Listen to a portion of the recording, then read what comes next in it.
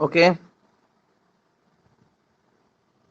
तो good morning everyone, welcome to my online classes. मैं self Ashish Shrivastava और आज हम लोग पढ़ने वाले हैं क्लास 8 के हिस्ट्री के बहुत ही इंटरेस्टिंग चैप्टर के बारे में, जिसका नाम है रूरल लाइफ एंड सोसाइटी।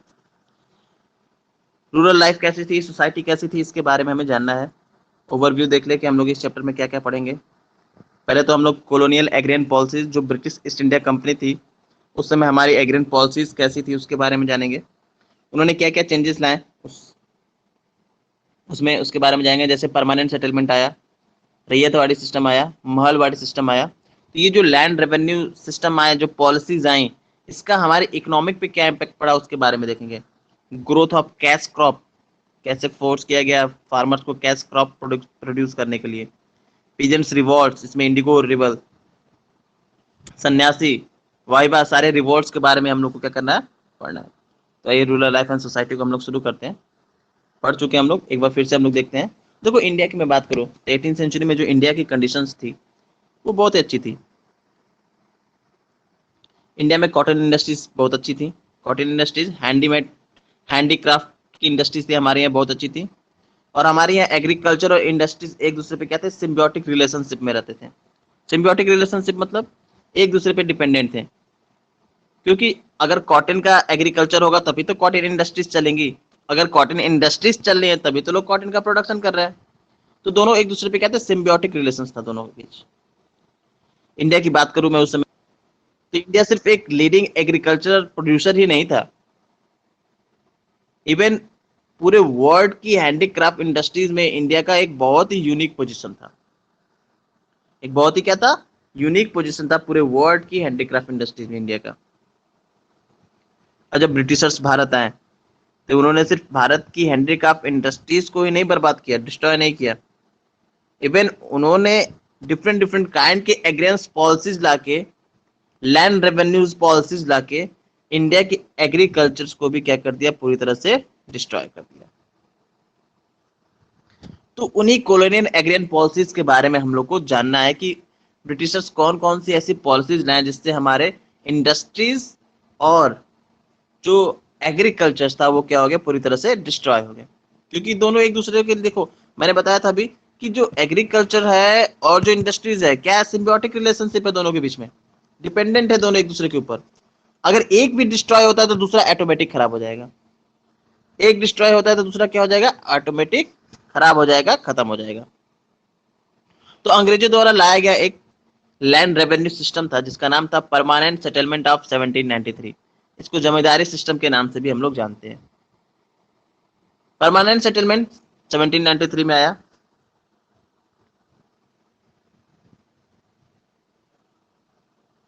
कब आया, 1793। एक लैंड रेवेन्यू सिस्टम था, इसको इंट्रोड्यूस किसने किया, लॉर्ड कॉर्नवालिस ने। लॉर्ड कॉर्नवालिस ने 1793 में इस सिस्टम को इंट्रोड्यूस किया था भारत में। और सबसे पहले जो परमानेंट सेटलमेंट था कहाँ इंप्लीमेंट किया गया, बंगाल, बिहार और उड़ीसा। बताया था उस समय का बंगाल बहुत ही बड़ा था, आपको पता है। सॉरी, उस समय के बंगाल की मैं बात करूं,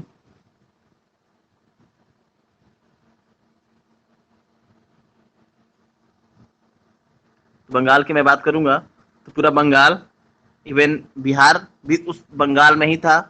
बिहार से अलग हुआ इस समय जो झारखंड है वो भी उस समय किसका था, बंगाल का हिस्सा था। और पूरा उड़ीसा का हिस्सा किसमें आता था, बंगाल प्रोविंस में आता था। तो ये सारी चीजें किसके अंडर में आ गई थी, परमानेंट सेटलमेंट के। आपको पता है कि ब्रिटिशर्स ने क्या किया था, पूरे बंगाल पे कब्जा कर लिया था, पूरा बंगाल उनके अंडर में आ गया था। रेवेन्यू उनको कलेक्ट करने का परमिशन दे दिया था जब वो बक्सर का वॉर हार गया। उसके बाद हम लोग ने देखा कि इलाहाबाद की संधि के बाद सारे सिस्टम चेंज हो गए थे। अब एक नए तरह का लैंड रेवेन्यू सिस्टम ब्रिटिशर्स लेके आ रहे थे। ब्रिटिशर्स का मानना था कि अब तो हमारे पास रेवेन्यू है, तो हम इसको ऐसा करें कि हमें हमें क्या मिले, ज्यादा से ज्यादा प्रॉफिट मिले, ज्यादा से ज्यादा पैसा हमें मिले। तो प्रॉफिट कमाना चाहते थे वो। इसको जमींदारी सिस्टम के नाम से भी जानते हैं। अब इस सिस्टम में हुआ क्या, आइए देखते हैं। इस सिस्टम में जो जमींदार थे, यानी कि जिनको हम लोग लैंड लॉर्ड भी बोल सकते हैं, लैंड होल्डर्स भी बोल सकते हैं, उन्हें क्या किया गया, परमानेंट कर दिया गया, उनको मालिक बना दिया गया उनके लैंड का। इससे पहले जो जमींदार हुआ करते थे, ईस्ट इंडिया कंपनी का इससे पहले भी लैंड रेवेन्यू सिस्टम चलता था बंगाल में। तो इससे पहले जो जमींदार हुआ करते थे, वो जमींदार सिर्फ और सिर्फ टैक्स कलेक्ट करते थे, उनके पास कोई लैंड नहीं था, ऑनरशिप नहीं थी लैंड की उनके पास। लेकिन परमानेंट सेटलमेंट के बाद क्या हुआ, उन्होंने क्या किया, ईस्ट इंडिया कंपनी ने क्या किया, जो जमींदार थे, जो लैंडलॉर्ड्स थे, उनको क्या बना दिया, जमीन का मालिक बना दिया, न्यू मास्टर बना दिया लैंड का। इस परमानेंट सेटलमेंट जैसे नाम है, परमानेंट कर दिया गया, पूरे लैंड रेवेन्यू को फिक्स कर दिया गया, फिक्स कर दिया गया। और बोला गया जमींदार से कि भाई देखिए हम क्या कर रहे हैं, लैंड रेवेन्यू को क्या कर रहे हैं, फिक्स कर रहे हैं। लैंड रेवेन्यू क्या कर रहे हैं, फिक्स कर रहे हैं। यहाँ पे देखेंगे लैंड रेवेन्यू को क्या कर दिया गया, फिक्स कर दिया गया।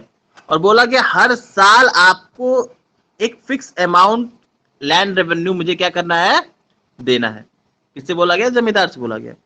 जमींदारों से बोला गया कि लैंडलॉर्ड, जमींदार सुनिए, you have to pay a fix amount of land revenue to the British East India Company. आपको एक फिक्स अमाउंट पे करना है लैंड रेवेन्यू का, और हर साल आपको मैं रियल मास्टर बना दे रहा हूं लैंड का, आराम से आप ऐश करिए। बट उन्होंने एक शर्त भी लगा दी। उन्होंने कहा, ईस्ट इंडिया कंपनी ने कहा कि जिस दिन का डेट है, मैंने 31 तारीख का डेट दे दिया, तो 31 तारीख के सूर्यास्त से पहले आपको सारे टैक्सेस क्या कर देने हैं, जमा कर देने हैं। अगर आप ऐसा नहीं करेंगे तो आपकी जिम्मेदारी क्या कर दी जाएगी, खत्म कर दी जाएगी। थोड़े से शर्त लगा दिए थे। परमानेंट सेटलमेंट जैसे नाम है, ईस्ट इंडिया कंपनी को क्या मिलेगा, परमानेंट टैक्स मिलेगा। जमींदार को रियल मास्टर बना दिया गया कि अब ये लैंड आपकी हो गई। इवन जो लैंड था, अब जमींदार का जो वो लैंड था वो हेरिडिटी हो गया, अनुवांशिक हो गया। अब उस जमींदार के बाद, उस लैंड ऑनर के बाद उसका बेटा, फिर उसके बाद उसका बेटा, उसके बाद उसका बेटा क्या बन सकते थे, जमींदार लाइन बाय लाइन बन सकते थे। इवन वो जमींदार चाहे तो अपनी जमीन बेच सकता है, चाहे तो बोरो कर सकता है, चाहे तो किसी को दे सकता है। इतनी आजादी दे दी गई थी ब्रिटिशर्स द्वारा इसको, ईस्ट इंडिया कंपनी द्वारा जमींदार को। अभी परमानेंट सेटलमेंट देखो काम कैसे करता था। परमानेंट सेटलमेंट की मैं बात करूं तो परमानेंट सेटलमेंट की बात करें तो प्रोडक्शन, पी फॉर प्रोडक्शन, ये T for tax, Z for जमींदार, फिर यहाँ पे पी फॉर पीजेंट्स या फिर एफ लिख दे रहा हूं, फार्मर्स, और ये एफ प्लस सरप्लस। अब देखिए जैसे कि मैंने बताया, किसी साल, नहीं ऐसा नहीं लिखते हैं, कुछ और करते हैं। किसी साल 200 रुपए का प्रोडक्शन हुआ, क्या हुआ, 200 रुपए का प्रोडक्शन हुआ। तब ईस्ट इंडिया कंपनी ने क्या किया था, फिक्स कर दिया था किसको, ईस्ट इंडिया कंपनी ने अपने रेवेन्यू को फिक्स कर दिया था। ईस्ट इंडिया कंपनी कहा कि कितने का भी प्रोडक्शन हो, आपको मुझे कितने देने हैं, हर साल 100 रुपए देने ही देने हैं। बाकी जो बचा उसका 40% आप रख लीजिए, कुछ फार्मर्स को दे दीजिए, 30% या 25% जो देना है आप क्या कर दीजिए, फार्मर्स को दे दीजिए। और जो सरप्लस बचा 25% उसको क्या करिए, फिर से वापस एग्रीकल्चर में लगाइए, ताकि प्रोडक्शन क्या हो सके, और बढ़ सके, ताकि प्रोडक्शन क्या हो, और बढ़ सके। क्योंकि ब्रिटिशर्स जानते थे कि जब तक एग्रीकल्चर अच्छा है, प्रोडक्शन अच्छा है, तभी तक हमें टैक्स क्या मिलेंगे, ज्यादा से ज्यादा मिलेंगे। तो उन्होंने ये सिस्टम बनाया था। लेकिन हुआ इसका उल्टा ही। जो जमींदार थे वो सिर्फ अपना प्रॉफिट चाहते थे। क्या चाहते थे, अपना प्रॉफिट। तो जमींदारों ने क्या किया, ये जो 25% जो सरप्लस था ना, जो एग्रीकल्चर के वेलफेयर में लगाना था, उसको भी जमींदार क्या करते थे, अपने पास रख लेते थे। इनका शेयर क्या हो जाता था, बढ़ जाता था। अब एग्रीकल्चर की प्रोडक्टिविटी में, एग्रीकल्चर में किसी तरह का कोई इन्वेस्टमेंट नहीं हुआ। अब इससे क्या हुआ कि धीरे धीरे प्रोडक्शन क्या होता गया, कम होता गया। अब प्रोडक्शन हो गया 150, कम हो गया प्रोडक्शन। अंग्रेजों को 100 चाहिए ही चाहिए, अंग्रेजों को 100 चाहिए। और जो जमींदार है वो अपना टैक्स कम नहीं करेगा, उसको 40% तो लेना ही लेना है, कैसे भी लेगा वो। अब यहाँ पे देखेंगे तो पीजेंट्स के पास कितना बचा, पीजेंट्स के पास कुछ बचा ही नहीं, 10% बचा। तो ये इसको 10% ना देके 2 या 3% दे देते हैं, बाकी दिखा दिया जाता था कि किसमें चला गया, वेलफेयर में चला गया। लेकिन ये वेलफेयर में नहीं जाएगा, किसके पास चला जाता था, जमींदार के पास चला जाता था। तो इस तरह देखेंगे तो लैंड, जो लैंड था उसमें कोई इन्वेस्ट नहीं किया गया, उसकी प्रोडक्टिविटी बढ़ाने के लिए कोई इन्वेस्ट नहीं किया गया, जिसकी वजह से धीरे धीरे ये जो सेटलमेंट था, ये जो लैंड की कैपेसिटी थी क्या होती गई, कम कम होती गई, प्रोडक्शन क्या होता गया, कम होता गया। इससे नॉर्मल सी बात है, किसानों को तो नुकसान होगा, ब्रिटिशर्स को भी फायदा था इसमें, इसमें पीजेंट्स को नुकसान, और सबसे ज्यादा फायदा कौन उठा रहा था, जमींदार उठा रहे थे। अब ये जो परमानेंट सेटलमेंट था ये जो फेल हो गया, फेल होने का आपका रीजन क्या था, आइए देख लेते हैं। ऐसे परमानेंट सेटलमेंट वर्क करता था। अब जो परमानेंट सेटलमेंट था इसकी कुछ मेरिट्स भी थी, कुछ डिमेरिट्स भी थी, क्यों फेल हुआ इसके बारे में हम लोग जानते हैं। मेरिट्स के बारे में बात करें तो पहला तो कंपनी को क्या मिलने लगा, पूरे साल टैक्स मिलने लगा। Company got a fix amount of revenue every year, उनको क्या मिल गया, फिक्स अमाउंट ऑफ रेवेन्यू मिल गया। कंपनी खुश, उसको कोई दिक्कत नहीं। जो जमींदार थे, जो लैंड ऑनर थे, वो परमानेंट ऑनर हो गए किसके, लैंड के, और वो पूरी तरह से लॉयल थे किसके, अपने मास्टर्स के, ईस्ट इंडिया कंपनी के। देना था उनको टैक्स किसी भी हाल में। लैंडलॉर्ड हैड टू पे फिक्स अमाउंट ऑफ रेवेन्यू, उनको फिक्स अमाउंट ऑफ रेवेन्यू पे करना है। और तो और यही मैं बताया गया था कि जो मेरिट्स में मैं बता रहा था, यही जो मेरिट्स में मैंने बताया था कि ब्रिटिश ईस्ट इंडिया कंपनी ने कहा था कि जो सरप्लस होगा वो किसमें लगेगा, एग्रीकल्चर के वेलफेयर में लगेगा, उसके प्रोडक्शन को और बढ़ाने में लगेगा। यहाँ लिखा गया है जो इंटरेस्ट है, जो डेवलपमेंट होगा एग्रीकल्चर का, क्या किया जाएगा, डेवलपमेंट किया जाएगा, जिससे क्या हो सके, लार्ज अमाउंट ऑफ क्रॉप क्या हो सके, बढ़ सके, प्रोडक्टिविटी क्या हो सके, बढ़ सके। तो ये तो ठीक थे, मेरिट्स थे परमानेंट सेटलमेंट के। डिमेरिट्स क्या थे, डिमेरिट्स में आप देखेंगे ऐसा कुछ हुआ नहीं। इस सेटलमेंट ने क्या किया, सोसाइटी में एक नया सोशल ग्रुप क्या कर दिया, सोशल क्लास इंट्रोड्यूस कर दिया, जिसको हम लोग बोलते हैं जमींदार, लैंडलॉर्ड। जमींदार पहले सिर्फ और सिर्फ टैक्स कलेक्ट करते थे, अब वो लैंड के मालिक हो गए, रेपुटेशन उनकी हाई हो गई। तो एक नया सोशल क्लास क्या हो गया, एक नया सोशल क्लास सोसाइटी में आ गया, जिसको हम लोग बोलने लगे जमींदार या लैंडलॉर्ड।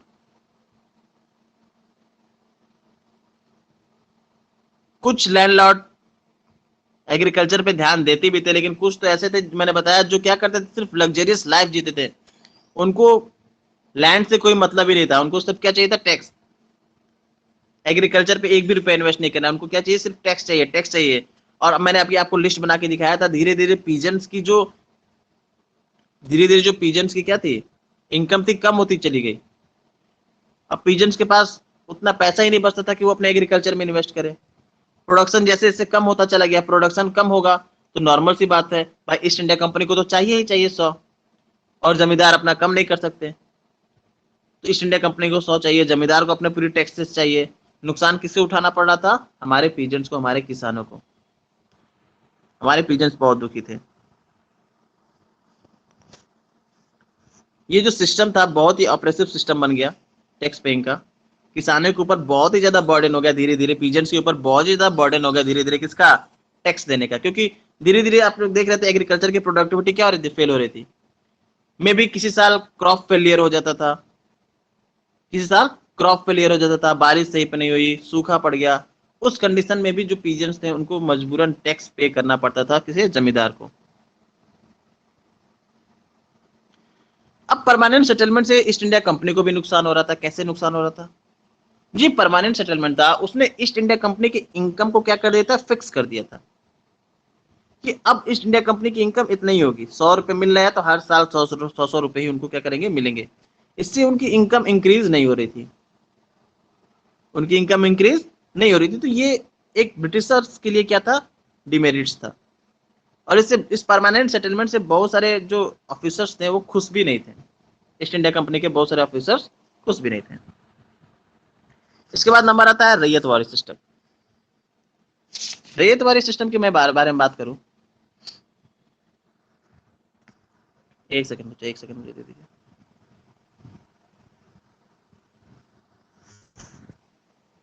One minute.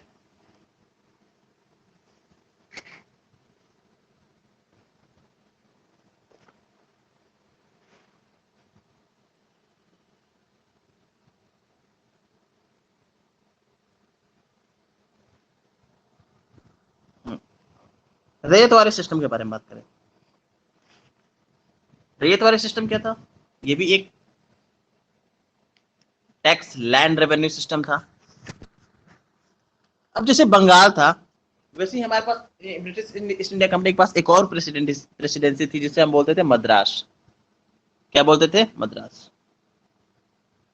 जो रैयत वाले सिस्टम है उसे इंट्रोड्यूस किसने किया? किसे किया था? थॉमस मुनरो ने। इसीलिए रैयत वाले सिस्टम को मुनरो सिस्टम के नाम से भी हम लोग जानते हैं। किस नाम से जानते हैं? मुनरो सिस्टम के नाम से भी जानते हैं।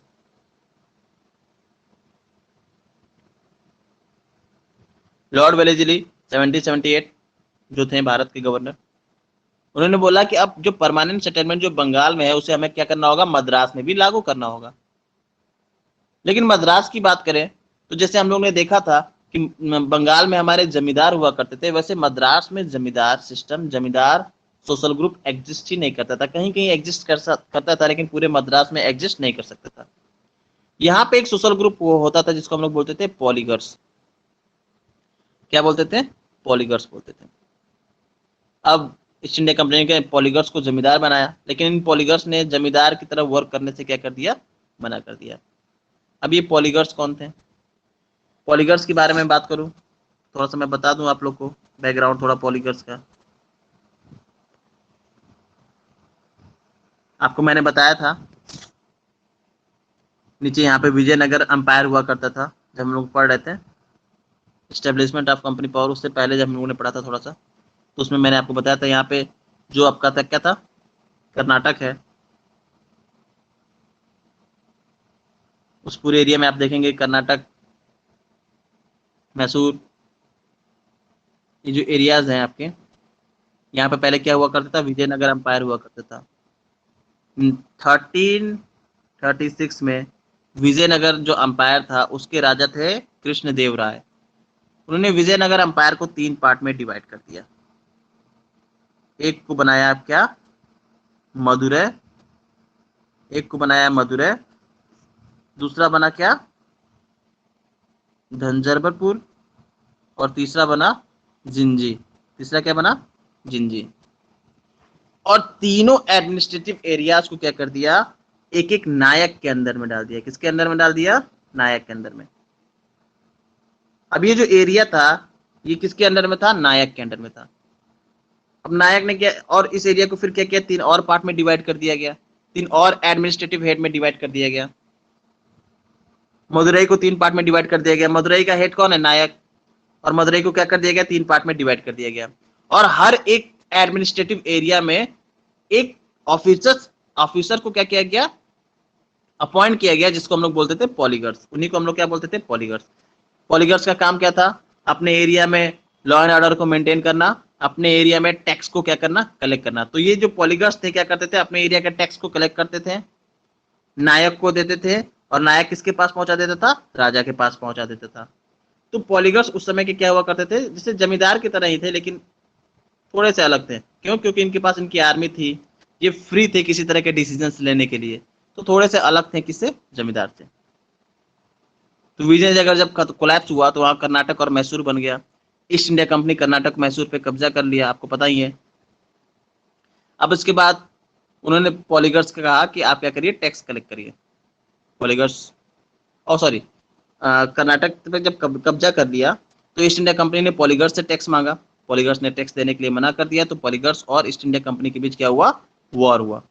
फर्स्ट वॉर में तो पॉलीगर्स जीत गए, पर सेकेंड वॉर में क्या गए? पॉलीगर्स हार गए। पॉलीगर्स के लीडर थे कट्टा बोमन नायकन।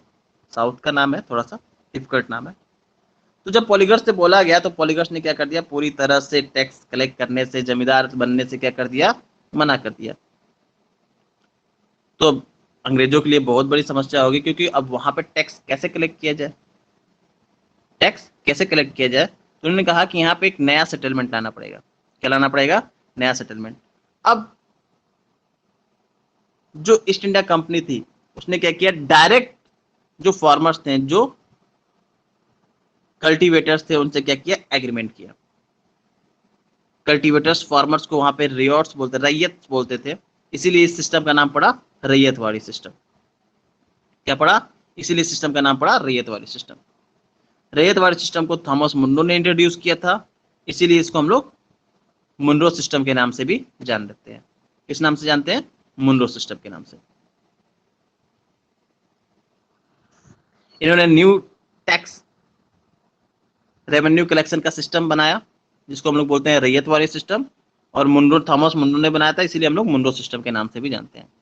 अब इसमें कंपनी ने क्या किया, ईस्ट इंडिया कंपनी ने क्या किया, डायरेक्ट जो रैयत थे उनसे क्या करती थी, एग्रीमेंट करती थी। डायरेक्ट डायरेक्ट कल्टीवेटर्स के पास गई, पीजेंट्स के पास गई, कहा कि हमको आपसे एग्रीमेंट करना है, आपको टैक्स पे करना है इतना। अब ये टैक्स कैसे फिक्स किया जाता था, टैक्स फिक्स करने के लिए जो ईस्ट इंडिया कंपनी के ऑफिसर्स होते थे, उस रैयत के घर जाते थे, उसकी जमीन पे जाते थे, उसकी जमीन का असेसमेंट करते थे, देखते थे कि जमीन की वैल्यू कैसी है, कितना प्रोडक्शन हो सकता है, और उसके हिसाब से टैक्स को क्या कर देते थे, फिक्स कर देते थे कि नहीं आपको अब इतना टैक्स देना है। और एक बार टैक्स फिक्स हो गया तो उसके बाद किसी भी हाल में आपको टैक्स देना ही देना है। ये सिस्टम 30-40 साल तक चला, बट आगे चल के ये सिस्टम भी क्या कर गया, फेल कर गया, कोलैप्स कर गया। रीजन क्या था, रीजन बहुत सारे थे, 30 साल तक चला। पहला तो जो ऑफिसर्स आते थे सर्वे करने के लिए, वो ठीक से सर्वे नहीं करते थे। टैक्सेस धीरे धीरे ज्यादा होते गए लैंड्स पे, और लैंड की कैपेसिटी क्या होती गई, कम होती गई। ये एक रीजन रहा।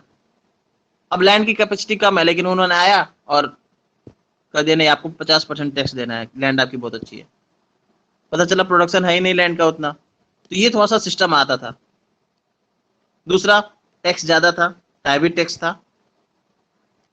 दूसरा, जो नेचर था, नेचर को ध्यान में नहीं रखा जाता था टैक्स को फिक्स करते समय, क्योंकि ये नहीं ध्यान में रखा जाता था कि क्या पता इस साल बारिश होगी कि नहीं होगी, सूखा पड़ जाए, क्रॉप फेल कर जाए, तो इसको ध्यान में नहीं देखते थे, जिसकी वजह से भी ये जो सेटलमेंट था फेल हो गया। और मैंने बताया था जो ईस्ट इंडिया कंपनी के ऑफिसर्स थे वो भी क्या थे, बहुत ही ज्यादा करप्ट थे। करप्ट होते हैं, वो आके कहते थे कि भाई अगर आप मुझे ब्राइड नहीं दोगे, मुझे इनाम नहीं दोगे, तो मैं आपका टैक्स इतना ज्यादा फिक्स कर दूंगा कि आप समझ जाओ। तो लोग डरते थे कि भाई नहीं, ले लीजिए, थोड़ा ले लीजिए, मेरा टैक्स कम कर दीजिए। तो इससे ईस्ट इंडिया कंपनी को भी नुकसान हुआ, पीजेंट्स को नुकसान हुआ ही हुआ। तो जिस वजह से ये जो टैक्स रेवेन्यू सिस्टम था, रैयत वाली सिस्टम था, वो क्या हो गया, फेल कर गया। क्या कर गया, फेल कर गया। फिर एक सिस्टम आया जिसको हम लोग बोलते हैं महलवाड़ी सिस्टम। अब याद रखिएगा, परमानेंट सेटलमेंट बंगाल में, रैयतवाड़ी सिस्टम मद्रास में, और अब आया महलवाड़ी सिस्टम। बंगाल में जमींदार थे, इसीलिए परमानेंट सेटलमेंट वहां पे चला। मद्रास में जमींदार नहीं थे, पॉलीगर्स थे, लेकिन उन्होंने मना कर दिया, तो इन्होंने डायरेक्ट किससे कनेक्ट कर लिया, रैयत से कनेक्ट कर लिया कि अब रैयत से ही क्या करेंगे, हम लोग टैक्स रेवेन्यू कलेक्ट कर लेंगे। अब ब्रिटिशर्स महलवाड़ी सिस्टम लेके आए। महलवाड़ी सिस्टम क्या था, थोड़ा सा इसके बारे में जान लेते हैं। महलवाड़ी सिस्टम जो था वो नॉर्दर्न इंडिया में इंप्लीमेंट किया गया। नॉर्दर्न इंडिया मतलब जिस समय का आपका उत्तर भारत है, एमपी, उत्तर प्रदेश, बिहार, झारखंड, ये सब जो एरिया है आपके उत्तर के, उत्तराखंड, ये सब क्या आपके उत्तर भारत के एरियाज है। तो ये महलवाड़ी सिस्टम वहां पे इंप्लीमेंट किया गया। आपको पता है इलाहाबाद की संधि के बाद बहुत सारे एरियाज नॉर्दर्न इंडिया के कहाँ आ गए थे, ईस्ट इंडिया कंपनी के पास आ गए थे। फिर 1805 में एंग्लो मराठा वॉर हुआ, और एंग्लो मराठा वॉर के बाद भी हम लोग देखते हैं कि जो गंगा और जमुना का एरिया था, बहुत ज्यादा एरिया ईस्ट इंडिया कंपनी के अंडर में आ गया। फिर थर्ड एंग्लो मराठा वॉर में भी हम लोगों ने देखा कि ईस्ट इंडिया कंपनी ने बहुत ज्यादा अमाउंट में नॉर्दर्न इंडिया को क्या कर लिया, जीत लिया, अपने अंडर में ला लिया। अब उनका काम था कि भैया अब हमें क्या करना है, टैक्स कलेक्ट करना है। काम दिया गया हॉल्ट मैकेंजी को। हॉल्ट मैकेंजी ने कहा कि ना ही यहाँ पे परमानेंट सेटलमेंट चलेगा और ना ही यहाँ पे रैयतवाड़ी सिस्टम चलेगा। ईस्ट इंडिया कंपनी का भाई ऐसा कैसे, हमें तो टैक्स कलेक्ट करना है, कोई ना कोई सिस्टम तो लगाना पड़ेगा। ऐसा क्यों है? ऑल्ट मैकेजी ने कहा ऐसा इसलिए है कि यहाँ पे विलेज कम्युनिटी है। क्या है? विलेज कम्युनिटी है। जो लैंड है किसी की इंडिविजुअल प्रॉपर्टी ऑनर नहीं है कोई लैंड का। पूरे गांव के लोग लैंड पे क्या करते हैं? ऐसा नहीं है कि ये लैंड है, इसकी बाउंड्री के बाद दूसरे आदमी का लैंड, इस बाउंड्री के बाद तीसरे आदमी का लैंड, ऐसा नहीं है। ये जो लैंड है पूरे गांव की है। पूरे गांव के लोग इस पे खेती करते हैं, एग्रीकल्चर करते हैं। और जितना प्रोडक्शन होता है उसको लोग क्या करते हैं? आपस में अपने नीड के अकॉर्डिंग डिवाइड कर लेते हैं। तो यहाँ पे कोई ऐसा इंडिविजुअल आदमी नहीं है जिसके पास इंडिविजुअल जमीन हो, क्योंकि यहाँ पे जो लैंड्स है वो क्या है? कम्युनिटी प्रॉपर्टीज हैं, कम्युनिटी रिसोर्सेज हैं। ईस्ट इंडिया कंपनी ने कहा कि अब लैंड जो टैक्स है उस वो किससे कलेक्ट किया जाए, और मैगजीन ने कहा कि इसका भी उपाय है। अब जो हमें टैक्स कलेक्ट करना होगा ना, वो टैक्स हम कलेक्ट कर सकते हैं किससे? वो टैक्स हम कलेक्ट कर सकते हैं जो विलेज का हेडमैन होता है, लंबादार। उस समय हेडमैन लंबादार बोला जाता था। आप इस समय जो सरपंच समझते हैं, सरपंच समझ लीजिए, लंबादार मान लिया। लंबादार क्या करेंगे? तो ब्रिटिशर्स गए लंबादार के, उनसे क्या किया? कहा कि अब आपको क्या करना है ना, अब आप क्या करिए, इस गांव से टैक्स कलेक्ट। तो सबसे पहले Mahalwari system UP, Punjab, MP में क्या किया गया? चलाया गया।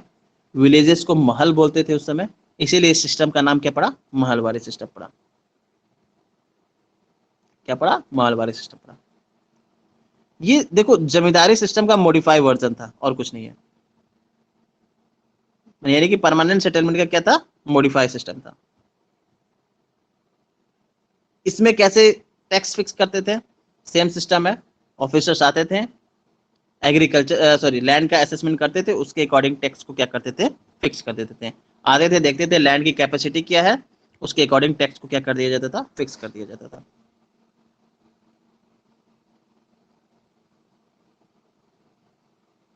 इसमें अब टैक्स जो था, नॉर्मल सी बात है, ईस्ट इंडिया कंपनी और जो विलेज है उनके बीच एग्रीमेंट हो गया। सारे फार्मर, आपको पता है, सारे फार्मर्स को क्या करना पड़ता था? टैक्स देना पड़ता था। तो टैक्स क्या था? फिक्स था, टैक्स आपको इतना देना ही देना है। अब इसमें से सारे पीजेम्स हैं, मान लीजिए एग्रीकल्चर सबने कर दिया। अब ऐसा थोड़े है कि उसी एग्रीकल्चर से निकाल के दे देंगे, नहीं। अब क्या किया गया? पूरे कम्युनिटी लैंड पे एग्रीकल्चर किया गया। एग्रीकल्चर करने के बाद पूरे गांव वाले मिलके अपने एग्रीकल्चर प्रोडक्शन को क्या कर लिया? डिवाइड कर लिया। अब क्या करना है? अब सब लोगों को क्या करना है? टैक्स देना है अपने। अब सब लोगों को क्या करना है? टैक्स देना है। अब ईस्ट इंडिया कंपनी ने क्या कहा? कहा कि हमको नहीं मतलब है, इतना टैक्स फिक्स है तो फिक्स है, सब आदमी को टैक्स देना ही देना है। अगर कोई आदमी टैक्स नहीं देता है तो ये जिम्मेदारी क्या है? विलेज हेडमैन की है कि वो क्या करे? उस टैक्स को कंप्लीट करके मुझे दे। विलेज के लोग, विलेज हेडमैन मिलकर क्या करेंगे? उस टैक्स को कंप्लीट करेंगे। अगर कोई टैक्स नहीं देता है तो विलेज की जिम्मेदारी है वो क्या करे? टैक्स को कंप्लीट करे और दे। उस आदमी का टैक्स भी क्या करे? पे करे। गवर्नमेंट किसी तरह का कोई लॉस सफर नहीं करेगी। ये भी सिस्टम आगे चल के धीरे धीरे क्या हो गया? फेल्ड हो गया, क्योंकि इसमें बहुत ही ज्यादा टैक्स को क्या कर दिया गया? बढ़ा दिया गया। 80 to 85% टैक्स बढ़ा दिया गया। इतना सिस्टम, इतना ज्यादा टैक्स लेने लगे लोग, जिसकी वजह से आगे चल के ये सिस्टम भी क्या हो गया? महलवारी सिस्टम भी फेल कर गया। ये तीन इंपॉर्टेंट लैंड रेवेन्यू सिस्टम थे, लैंड रेवेन्यू सिस्टम थे जिसके बारे में हमने बात की। एक परमानेंट सेटलमेंट, मेरिट्स डिमेरिट्स जान लिया हम लोगों ने। दूसरा महलवारी रैयतवारी सिस्टम, और तीसरा महलवारी सिस्टम।